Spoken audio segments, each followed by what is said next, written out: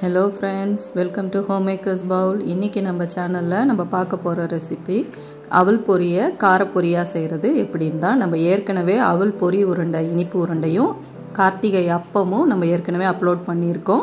இது இன்னைக்கு காரப்பொரி எப்படி செய்யறதுன்றதை நம்ம இன்னைக்கு பார்க்கலாம். இதுவும் கார்த்திகை தீபம் ஸ்பெஷல் தான். இதுக்கு தேவையான அவல் பொரியை இதே மாதிரி ஃபஸ்ட்டு நான் பொரி உருண்டைக்கு சொன்ன மாதிரி க்ளீன் பண்ணிவிட்டு இது மண்ணில் பொரிக்கிறதுனால நல்லா புடச்சி எடுத்துட்டு நல்ல உமியெலாம் இருந்தால் எடுத்துட்டு நல்ல துண்டில் நல்ல வெள்ளை துணியில் புடச்சி வச்சுக்கோங்க. சளிச்சும் வச்சுக்கோங்க, ரவை சல்லடையில் சளிச்சும் வச்சுக்கோங்க. இதுக்கு அரை கப்பு வறுத்த நிலக்கடலை, 1/4 கப்பு பொட்டுக்கடலை.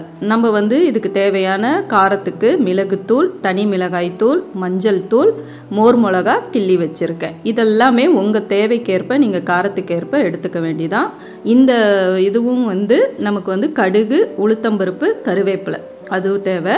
பெருங்காயம், நம்ம பெருங்காயம் பொடி எடுத்து வச்சுருக்கேன். இது எப்படி பொடி பண்ணுறதுன்றதையும் நம்ம வீடியோவில் நம்ம ஷார்ட்ஸாக போட்டிருக்கோம், போய் பாருங்கள், யூஸ்ஃபுல்லாக இருக்கும்.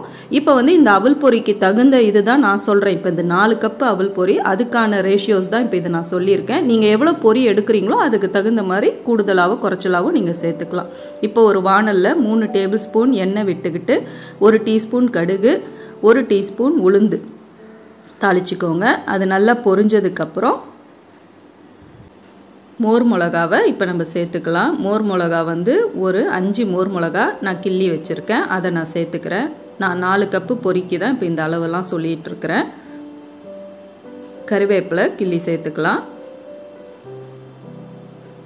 இது எல்லாமே நல்லா பொரிஞ்சதுக்கப்புறம் பெருங்காயத்தூள் சேர்த்துக்கோங்க. பெருங்காயத்தூள் கண்டிப்பாக சேர்த்துக்கோங்க. பொரி வாய்வு தான் நமக்கு, அதனால பெருங்காயப்பொடி சேர்த்துக்கோங்க.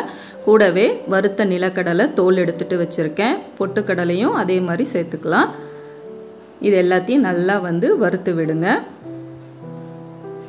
இதெல்லாம் கூட நம்ம வீட்டில் சாப்பாடு சாப்பிடும் பொழுது மிக்சர் மாதிரியே காலி ஆகிடும். பசங்களும் விரும்பி சாப்பிடுவாங்க. இப்போ மஞ்சத்தூள் 1/2 டீஸ்பூன் அளவுக்கு மஞ்சத்தூள், 1 டீஸ்பூன் அளவுக்கு தனி மிளகாய்த்தூள், கூடவே மிளகுத்தூளும் கடைசியாக நம்ம கிளறும் பொழுது போட்டு கிளறிக்கலாம். இப்போ இதை போட்டு இந்த எண்ணெயிலே இது சேர்ந்தாதான் நம்மளுக்கு பொரியோடு அது ஒட்டி வரும்.